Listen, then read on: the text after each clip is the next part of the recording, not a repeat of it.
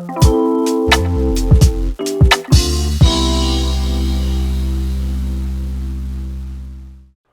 everyone. Today is the week third group session of our Heart Strong Mediterranean series, or set of presentation, so that you can understand what is Mediterranean, how to incorporate it in your daily life, and what benefits does it have with regards to heart health. So today we are going to see how to transition to a plan forward eating pattern, because in Mediterranean, around 75% of their eating pattern is basically plants, right? And it's all about a mindset shift, and we'll discuss today, how to go about that mindset shift. We have this beautiful handout today, so please come to the class so that you can get the beautiful handout. And today the recipe is going to be beet Ziki. So I don't know which part of the aisle you are, yes beet or no beet. My hope today is to convert you to a yes beet by a few culinary tactics. That's how I would like to say. So welcome to the class today. So what is our objective for today? Today we will see how Mediterranean and plan forward eating pattern is very closely related.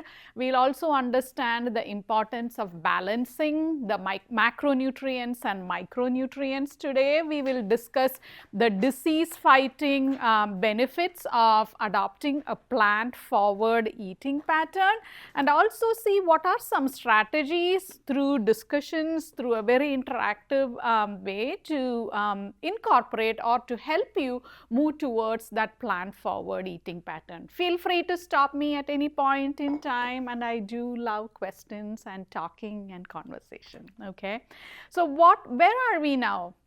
A quick review so far. In the first week, we started with discussing heart health.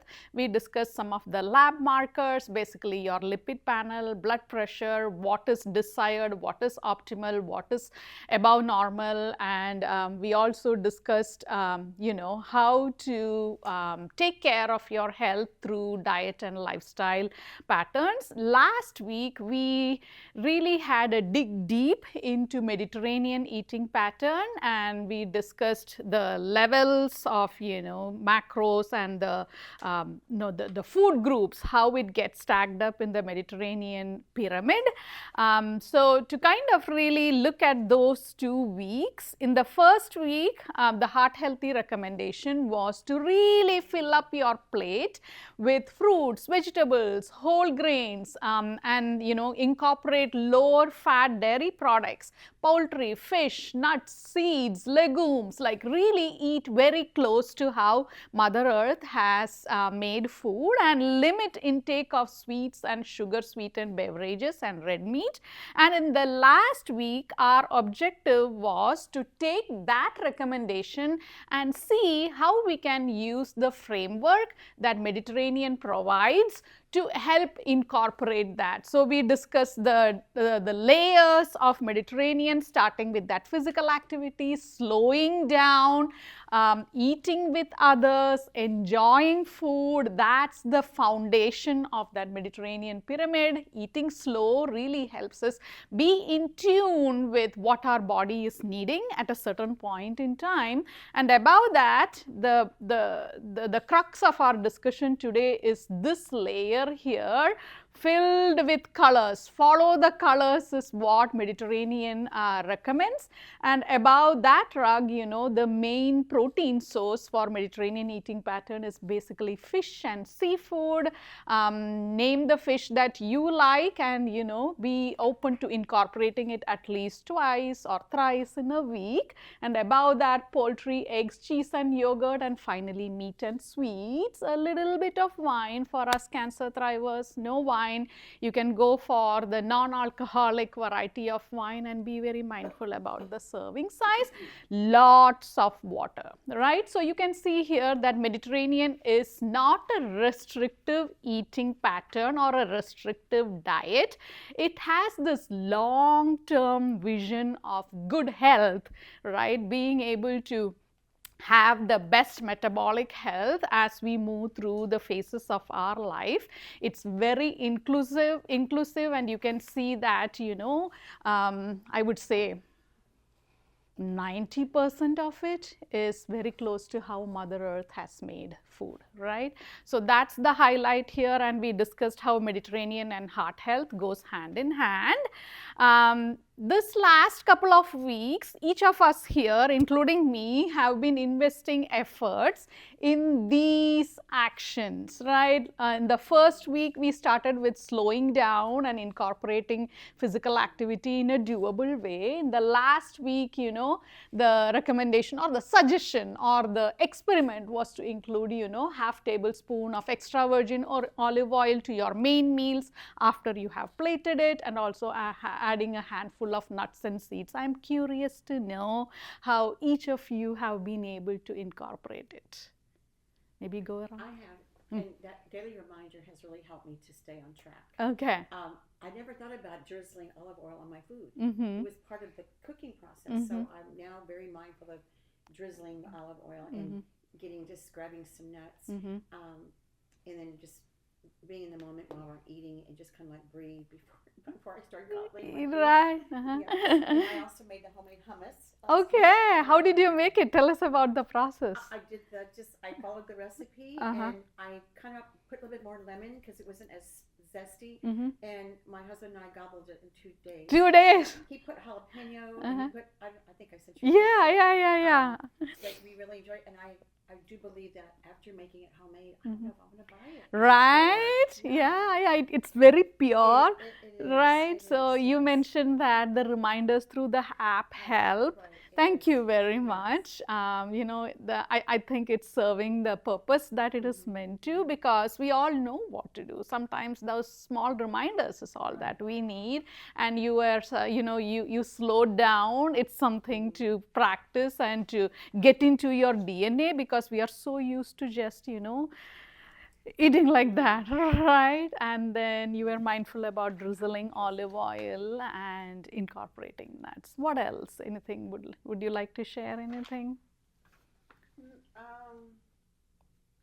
No, I just on move with your body. I just walk a lot, and I went to the zoo and the gardens and all that, and I added and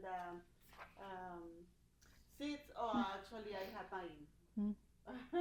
my food jar or nuts. Yeah, fantastic. Yeah, so you were mindful about moving around and also setting up your environment so that you have the nuts already available there. How about you? I've been doing some moving, but I forgot about the EVOO. But I've added, I just take my little container of nuts and seeds and get a napkin and pour some out. That way I can just snack without having to. Yeah, take it all. Okay, yeah, thank you for sharing. How about you, Miss? I use a handful of nuts. I like pistachios, but I don't like the seasoned one. I just want the plain ones, no salt, no just plain. But I have found that when I'm fixing my meal or I get in the kitchen, to keep me from munching other things, I put a little hand palms on a napkin or paper towel or something, and I'll eat on those.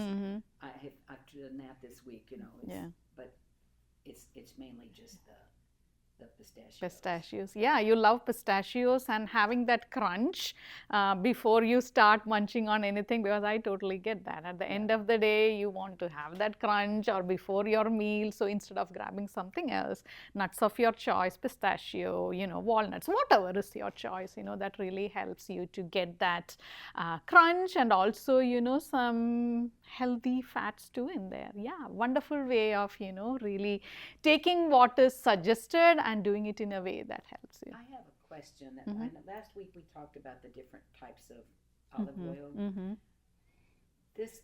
I usually get the light. The flavor. I like it. It's a little. The other is a little heavy. It is. It's for somebody that never really used olive oil. So is it all right? I mean, am I still doing okay using the light You're doing okay. I know that that's got a little better. Yeah, this has a little better amount of polyphenols. Right. As you start getting, used to the light, right? Maybe one time, maybe add 1 tablespoon of light and maybe 1 teaspoon of EVOO Okay, for that's you to, yeah. Because I've adjusted and I hardly use any other oil Good. except the olive oil. Yeah. But I just haven't been able to go to the darker, heavier get flavors. that. I get that. It's a training process for your tongue, right? So slowly you're doing very good compared to, the other oils. But if you want to slowly get to the EVOO, the best way is to kind of, a little bit of this so that you can train your tongue to that bold flavor, right? That's the idea there. It's still a little much. Yeah, it is. The bold flavor is just an indication of the amount of polyphenols in it, right? So that's the idea there. Cool. So moving forward, I have a curious question. What does plant forward eating mean to you? What do you think it is? Before I define what experts say, what? It makes me think about decide now that I'm going to go from this forward. I'm going to concentrate on having more plant-based and use more plants in my meals and my eating patterns. When you're menu planning, incorporate going on that grocery list. This is what I'm going to incorporate. Yeah, like. So it's plant forward. I think from then going ahead. Yeah, so it's a mindset shift, right, from what we are usually used to. And you both brought a lot of good points there. Even from that point of preparing, right, that setup where you go grocery shopping, starting with the plants rather than the other way around, so that you can fill your cart with 75%, the colorful foods, and then, look at the other protein and all of that, right? And plant forward eating also means that you're looking forward to that sustainability, the environment sustainability too. So there is that angle too. So a lot of good points in there. So what experts kind of say and what I kind of drill down to is this beautiful plate that I'm sure many of you have seen before, right? So if you see here in this plate, everything is plant, right? This definitely, the vegetables and fruits, there is the grains and seeds, and if you look at the protein side too, there is that shift from animal protein to plant protein, right? And it's a way of, getting adjusted too, just like how one of our divas mentioned here, the transition from light olive oil to EVOO is a process. So if you are someone who is, uses animal protein as part of your eating pattern, my objective today is to ask yourself, right, as we move through this presentation today, how can I make my favorite dishes a little bit more plant forward, a little bit more plant centric, right? So as you are enjoying your chili or, pick your favorite meal, which we will at the end of our discussion today, and see how you can add a little bit more plant to it. And, there are some ideas too that will come up as we go through our presentation today. So as I mentioned, if you look at this as your plate, definitely half of your plate your vegetables and fruits, and then whole grains and seeds, and then you have the plant protein there, which we will discuss today. There is also room for this fermented and pickled vegetables, right? One of the ways to incorporate beets, I have one of my clients who is experimenting on getting beets into his eating pattern. He started experimenting with pickled beets. I am like, yeah, that's a good starting point. Let's do that, right?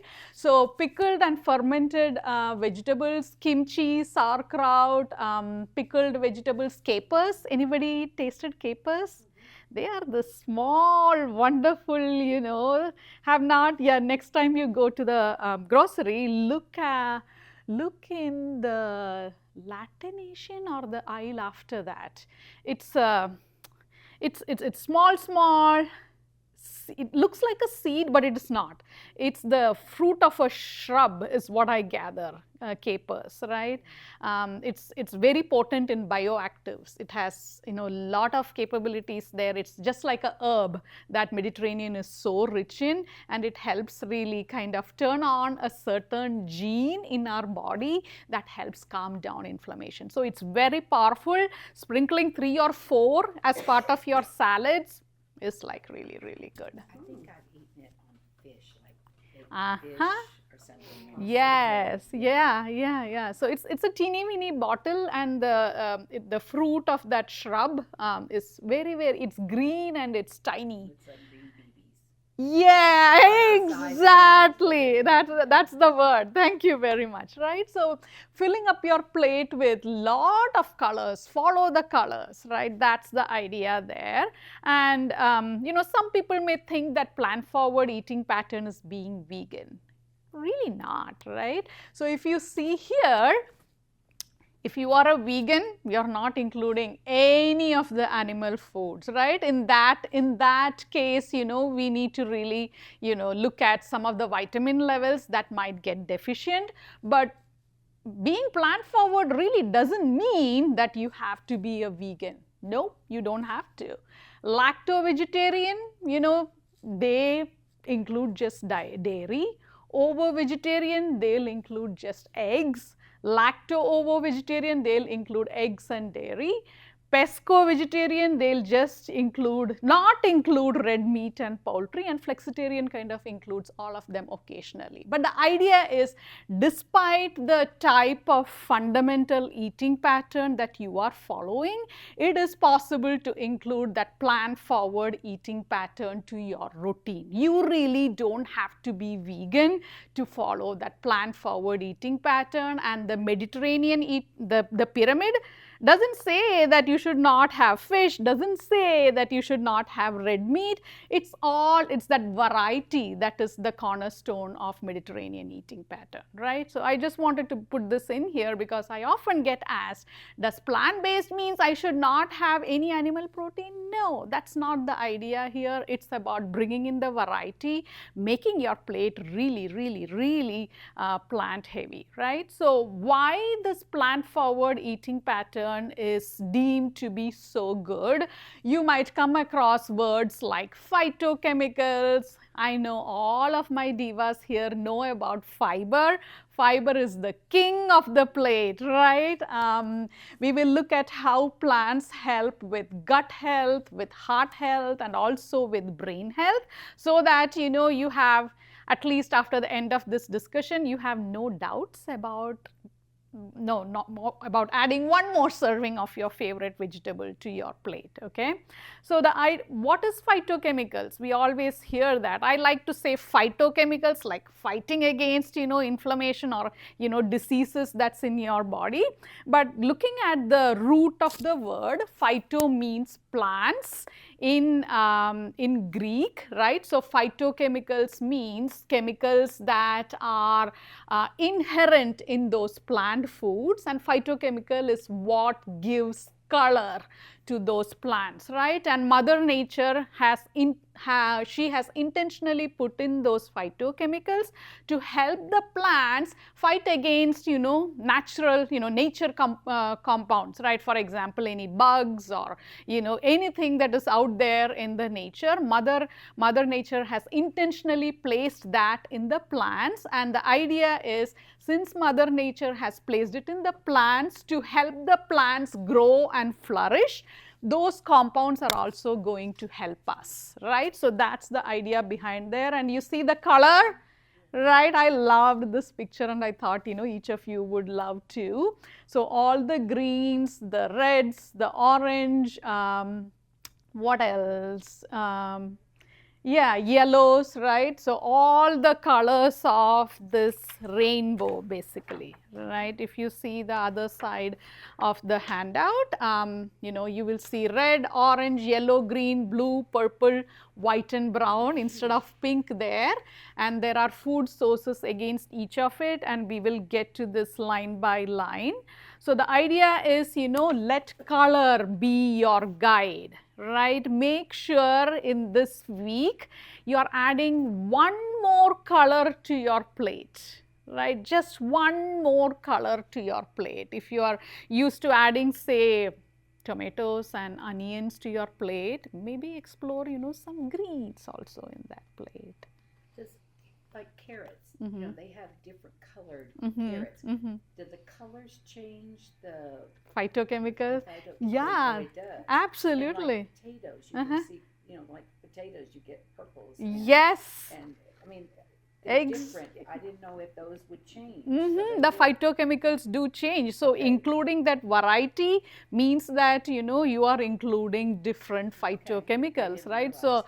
I have seen sometimes purple sweet potato comes in. yes. There is sometimes that it's in season, right? It's not there always. It comes some. So, when it comes, I'm picking it because, that's in season and there is a different phytochemical profile in those purple potatoes compared to the orange ones. Similarly, for the carrots too. Sometimes I have seen rainbow colored carrots, right? And they are the taste also varies a little bit. If you really kind of sit down and enjoy the taste, it differs ever so slightly, right?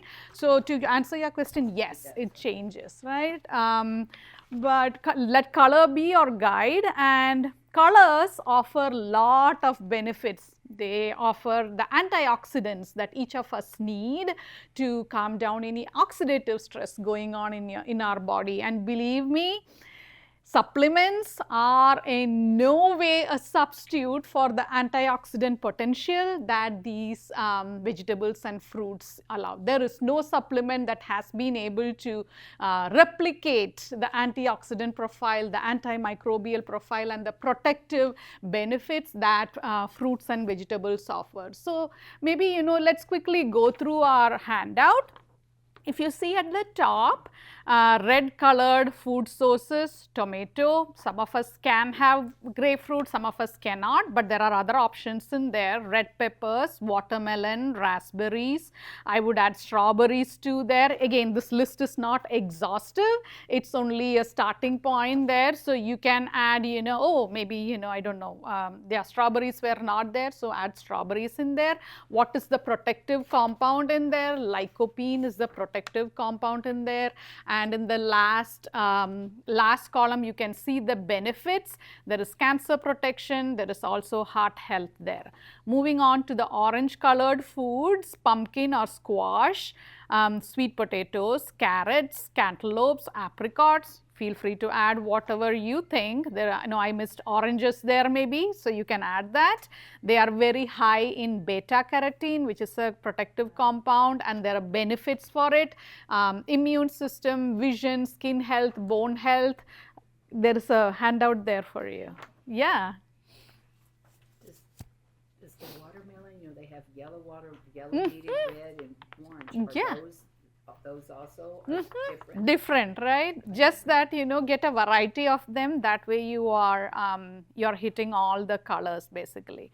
So yellow, there are some fruits in there. They are very rich in vitamin C and flavonoids, and the benefits, squash too, yellow squash. So as I mentioned, these are starting points. Greens, very, very, very important for us cancer thrivers.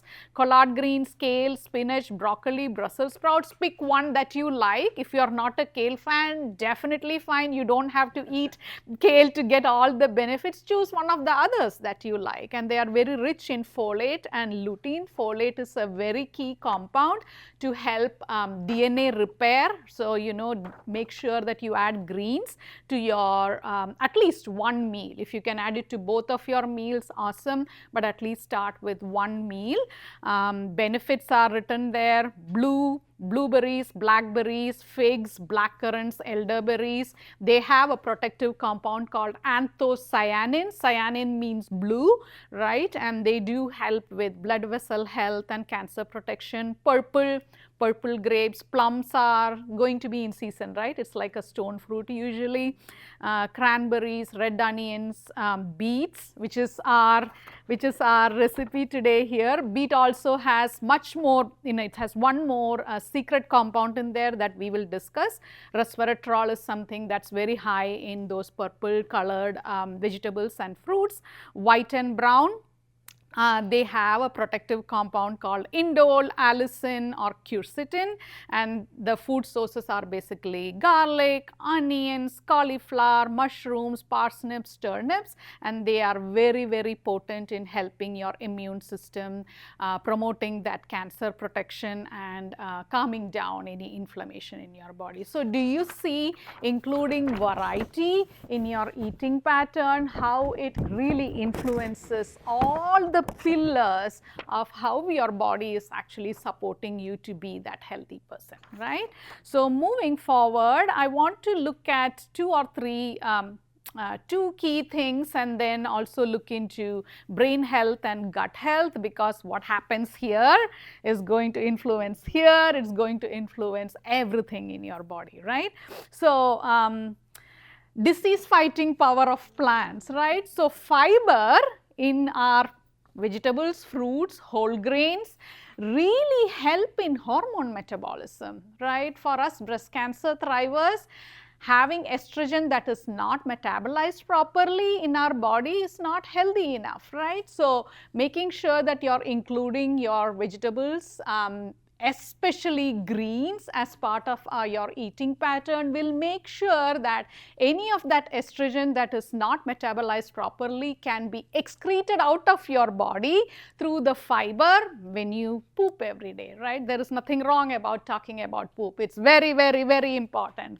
And that fiber is also key in detoxifying, meaning it helps you keep regular, right? It takes away any toxins and it's kind of, pushed out through your body. There are two types of fibers, I'm sure all of you know, soluble fiber and insoluble fiber. Soluble fiber acts as a sponge. What does sponge do? Sponge absorbs water and it bulks, right? So, the soluble fiber really helps in cholesterol management. It helps lower your LDL cholesterol, and that way it helps promote heart health, not have any of those plaques form in your blood vessels. So, soluble fiber really helps there. Insoluble fiber helps in detoxification and also in hormone metabolism, and fiber plays a very crucial role in blood glucose management. We all want healthy blood glucose levels because that is so key to keeping your inflammation levels down, to keeping your metabolic health in place, right? So, come what may, right? Always include at least one meal. Maybe vegetables is not an option there, but let me tell you something. My family usually enjoys a good oatmeal in the morning, and with oatmeal we usually tend to include fruits, right? So, one day my boy asked me, I like carrot cake, so mom, can you include grated carrots in oatmeal? I was like, oh wow, I did not think about it. So, these days we include grated carrots in our oatmeal, and it was like fantastic, right? So, today morning I was preparing beets for our session today, and he was like, maybe next time I should ask you about putting beets in oatmeal. I was like, no. Right? So, think about creative ways on how to include, vegetables in your eating pattern, right? The second disease fighting power of plants is with regards to your gut health, right? What goes in here, there are, healthy microbiomes, healthy gut bacteria that are really supporting your digestion, that play a big role even in your brain health. And plants are actually food. The fiber, the insoluble fiber, the fiber that cannot be digested in your tummy, is actually digested by the good microbiomes, the good gut bacteria. For example, some of my clients say when they have beans, they feel gassy, right? So, the way that I encourage them, of course, you don't want to feel so gassy, but there are ways to kind of help you, help that digestion a little better.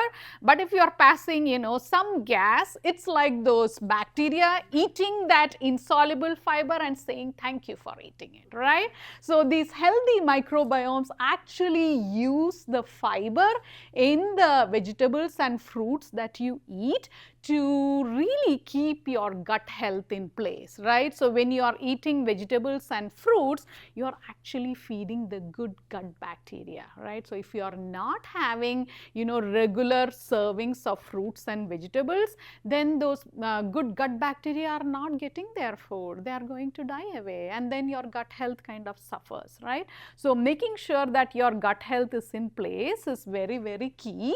And the fiber, the fiber, the insoluble fiber in vegetables and fruits, that these gut bacteria, they are called probiotics, right?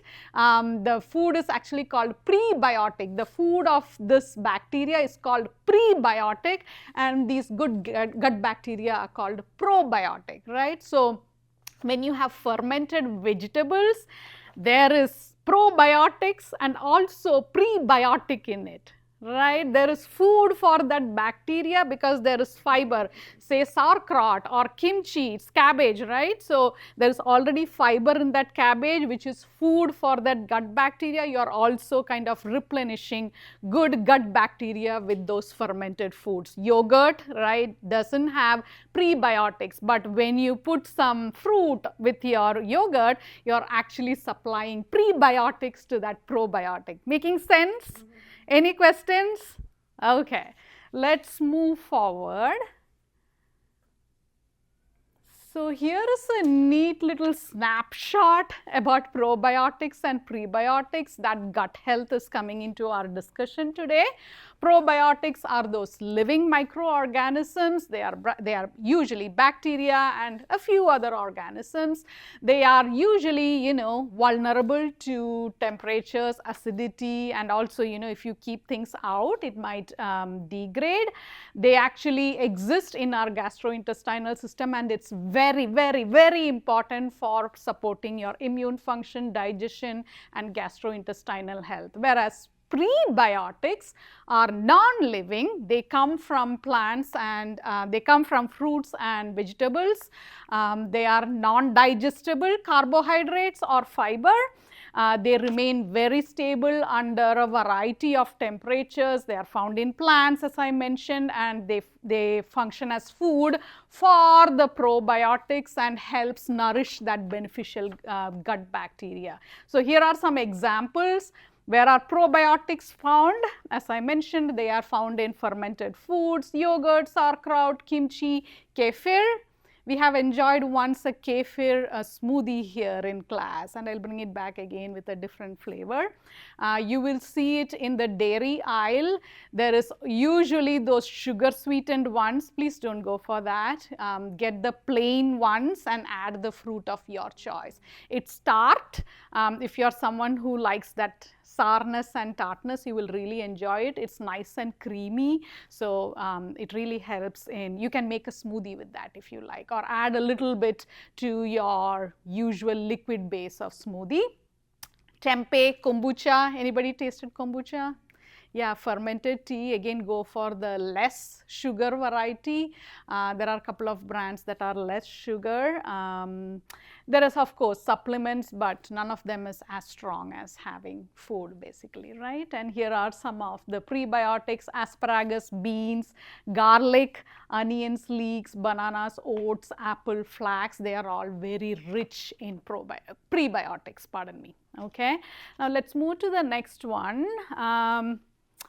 Plants do help with brain health for certain. Avocados, the flavonoids and the carotenoids and the anthocyanins, the alliums, vitamin K in avocado, the fiber, resveratrol, the healthy nuts, the omega-3s in healthy nuts, they all support a good, good cognitive health, good brain health. So bring in the varieties so that we can be very sharp to solve those Sudoku puzzles, or make those puzzle pieces join together as we live 100 years on this face of earth, right? So including the variety is very key to promoting longevity and also that cognitive health. Do you need more reasons to include plants in your plate? No, right? It's just about including it. And I really want to bring back that heart health part too here. It helps decrease LDL cholesterol. Don't you love this figure? Right? Decrease LDL cholesterol, decrease the triglycerides, and also help manage blood pressure, right?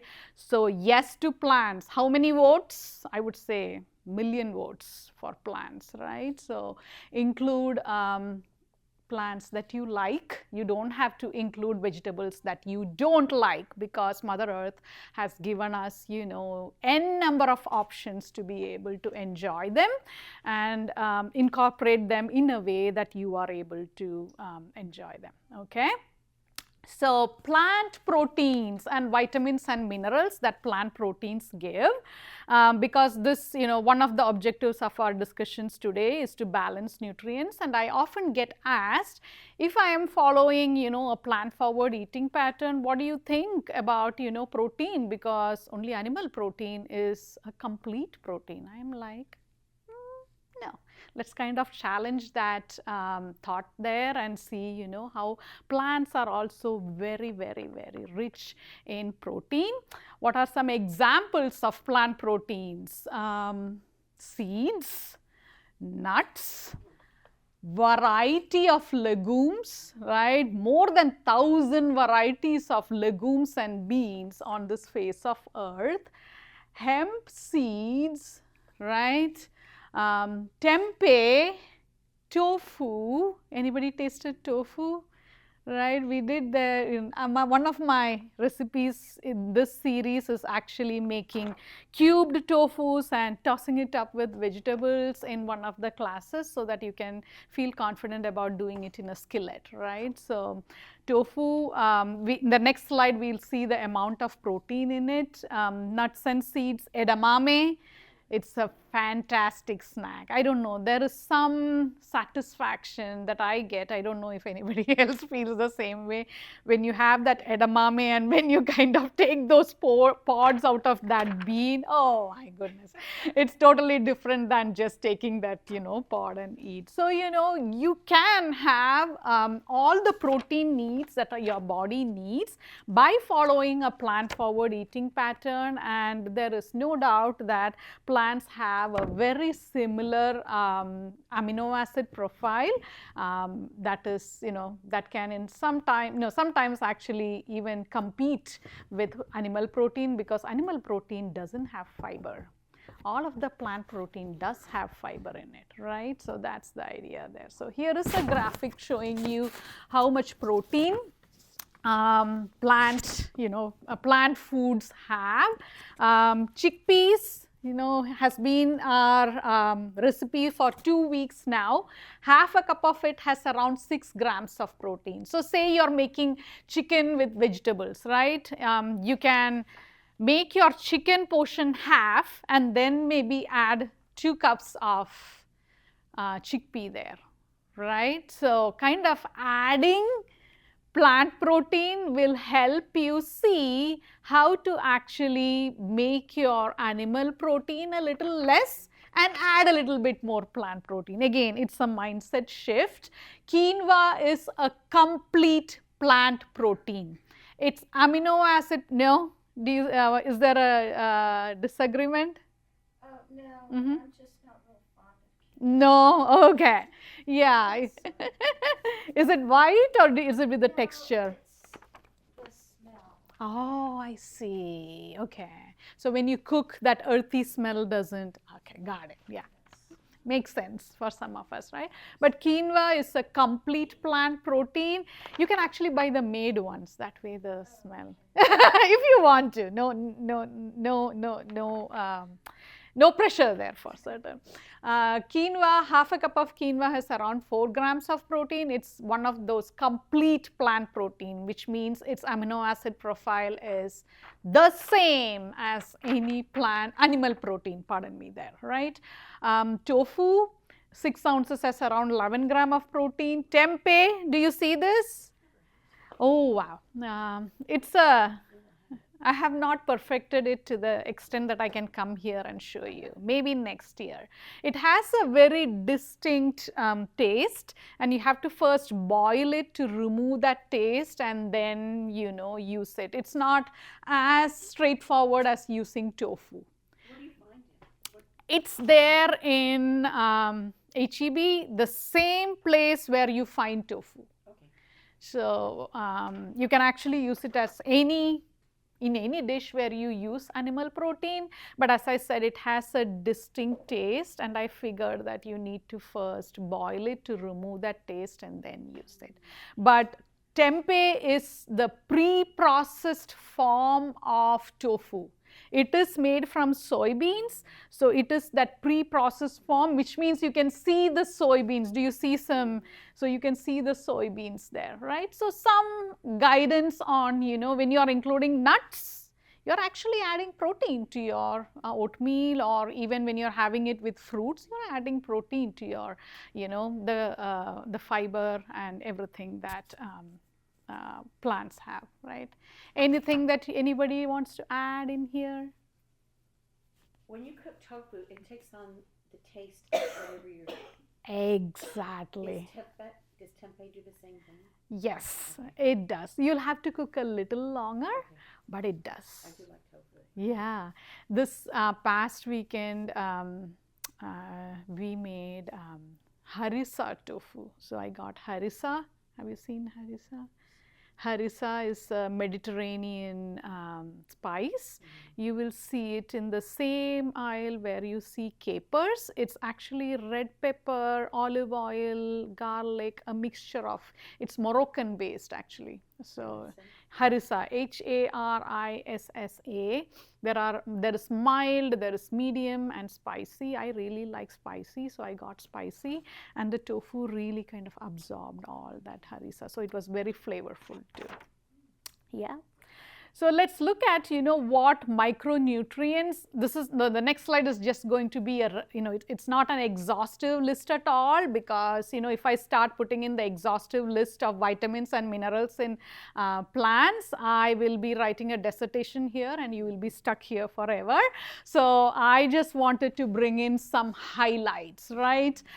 We think that calcium is only present in animal dairy, right? That's usually the thing. No, the greens do have calcium in them. Kale has calcium, broccoli has calcium, tahini that we used in hummus has calcium, tofu has calcium, almonds have calcium in it. Iron, again, we think that it's only present in animal proteins. No, the legumes, chickpeas, sunflower seeds, quinoa and greens are rich in iron, and here is a representation of vitamins. Carrots, sweet potato, the greens, they are very rich in vitamin A. The B's, the vitamin B6, it's very high in bananas, potatoes, whole grains. You feel calm when you have bananas. I don't know if you have experienced it. It's because of that vitamin B6 there. B9 is folate, very important for many of the processes in your body, specifically repairing your DNA. So asparagus, greens and avocado are very high in B9. So if you are going to include an avocado a day, everything is thanking you. Everything in your body is thanking you. Of course, vitamin C is very, very rich in fruits. I often get asked with regards to plants, do I buy organic or not? What do you guys know? Do you have to buy everything organic to enjoy plants in their? No. Right, so there is a site called EWG, Environmental Working Group, ewg.org, and they will every year publish Clean 15 and Dirty Dozen. Right, it changes every year ever so slightly. What that organization does is they do a sample of every every plant, including there are cosmetics and all of that, they do a sample of every, for us, all plants and fruits and vegetables, and they kind of find out how much pesticides is being used, and they have a threshold, and if it goes beyond that threshold, it gets into that dirty dozen. So I thought it might be a curious slide here to look at the dirty dozen. You might see strawberries, basically berries up there. So if you have resources, you can choose to buy your greens and your berries organic. I have seen the frozen variety is much more budget friendly, and I usually go for the frozen variety. I'll just buy one fresh berry, but if you have the resources, going for the berries and the greens organic is the only thing that I would recommend, right? Any others that you guys have heard or reviewed differently? Okay. And the clean 15 is usually a bulk of them. Avocados, you don't have to buy organic, right? So looking at the clean kind of helps you see, what can I choose to buy, just the normal basically, right? So ewg.org is the place from where I put this together. I thought this might be helpful as you are, making those decisions of where to put your resources, right? So what are some strategies? Let's think about strategies. It's 11:47, so I need to make sure that we have time to make our recipe today. Some quick strategies here on how to start incorporating more plants. See how you can consider animal protein as a side dish. Right? Be curious, right? As I mentioned before, if you are making chili, adding some lentils along with it, or, adding some beans along with it, sauteing some onions, what else? Tomatoes, some zucchini and putting along with it. Mushrooms sometimes add that fleshiness that you need. So being really, changing that mindset. The second thing is, setting up your environment, right? Putting colorful plants, fruits and vegetables in your refrigerator in the eye level, right? Because that's where we go. For example, at the end of the day, I have always found myself opening the fridge and looking for, because at the end of the day, I'm really tired. I want to really feel comfortable. So opening the fridge, if I see color already there, there's a high chance that I'll be grabbing, a fruit or a vegetable rather than going for that that small cube of chocolate that rests there. I can have my chocolate after my meal, but if I'm going to have it the first thing after I get home, I'm not stopping with one. Nor do I think any other human being will have that willpower to stop with one, right? So setting up your kitchen and your home environment with plant food, adding plants to your favorite dishes, that's another way. And then meal planning and prepping your plants, and there are a few visuals coming up, and start with one meal a day and make it 100% plant. Don't go like I need to make all my meals plant. Just one meal, could you make it like fully plant-based, right? That's an idea there. And layer on plants to existing dishes wherever you feel like it's possible. Some visuals to help you. Instead of this meal, how could you make it like this? It's the same, meat there, but it's now, there are a lot of colors in there. There's an avocado that has come up there. There is some tomatoes. There is some lettuce or some greens there. There is some black beans in there along with that, that piece of meat. Stocking up your kitchen zones with plant foods, freezer, refrigerator, pantry and countertop, fill it with colors, fill it with plant food so that that's the first thing that you grab. Add plants to your favorite dishes. If you make a stir fry with chicken, maybe this week, experiment if you can do it with tofu. And these days AI is to your rescue. Ask it and it'll give you ideas, and be open to experimenting it because you are making it, right? It's not going to turn bad. You will enjoy what you make, right? There is another example in there and another one in there. The next one is, meal planning and prepping. I don't know about you. I know you all know that story where my boy was telling me that, hey, those greens in the crisper drawer is actually dying, right? So what I do these days is as soon as I get into my home, I'm already in the chore mode from shopping. I'll actually wash my vegetables and coarsely chop them, whatever I need to. What else? This is something that one of my clients did. She was experimenting having smoothie in the morning. She used to go without breakfast in the morning, so smoothie was something that she experimented with. So she started making, smoothie bags and keeping it ready inside the freezer. That way it's all about, grabbing it and putting it in. You can roast a big tray of vegetables once a week and take from it as you need, right? So there are some ideas in here for you to incorporate.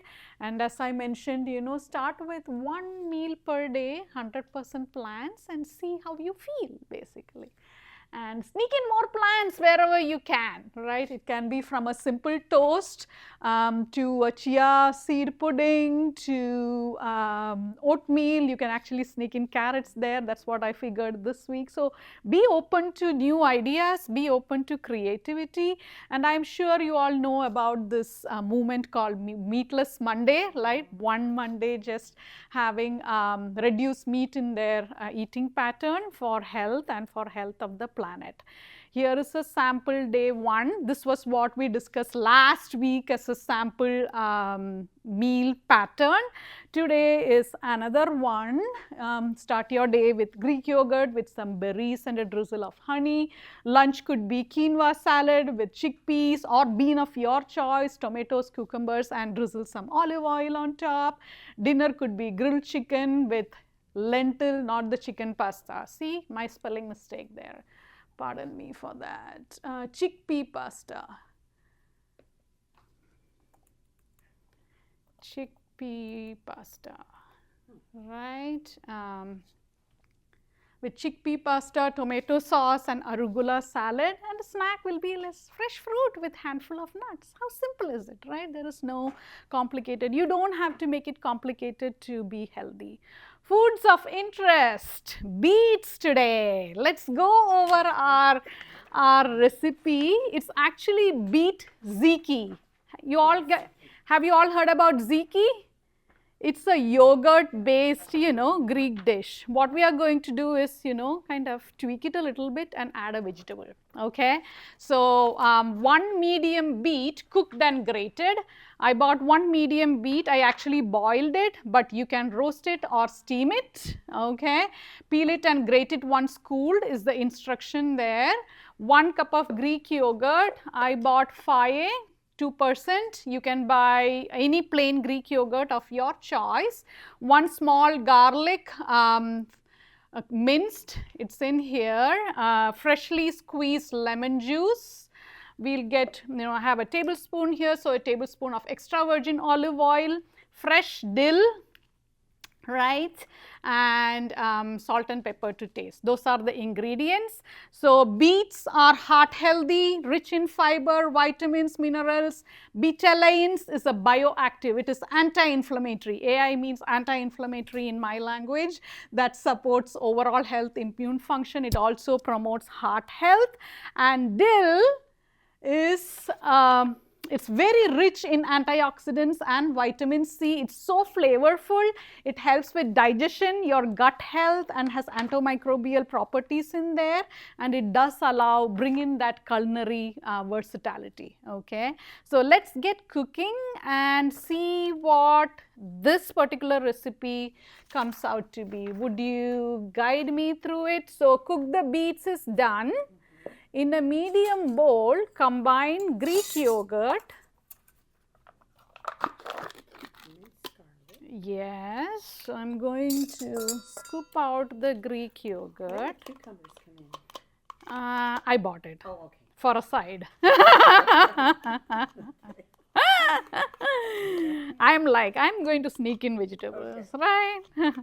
So, Greek yogurt, minced garlic. Yes, minced garlic. I just have. Tasted beet before. I said she has to make me a convert. Yes. I've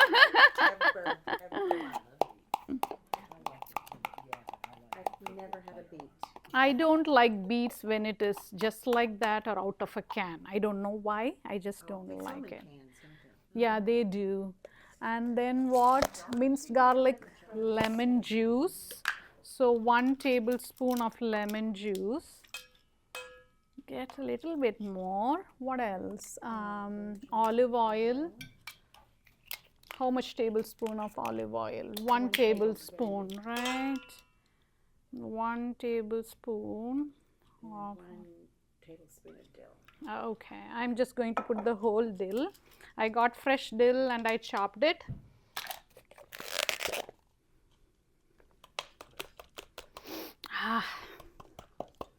That's close to it, right? Thank you. Thank you. Yeah, a little bit of salt and pepper. A little bit of pepper and salt.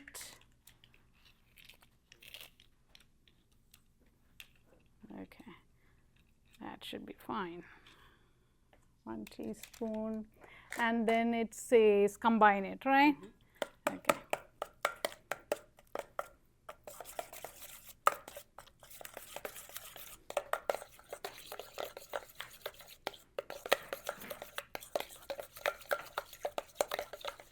Seeing you next week, and I think we are all ready to enjoy the beet ziki. And I know in the recipe I have mentioned that keep it inside the fridge for 30 minutes. That will help the flavor kind of sink in, and it will be nice and cold too.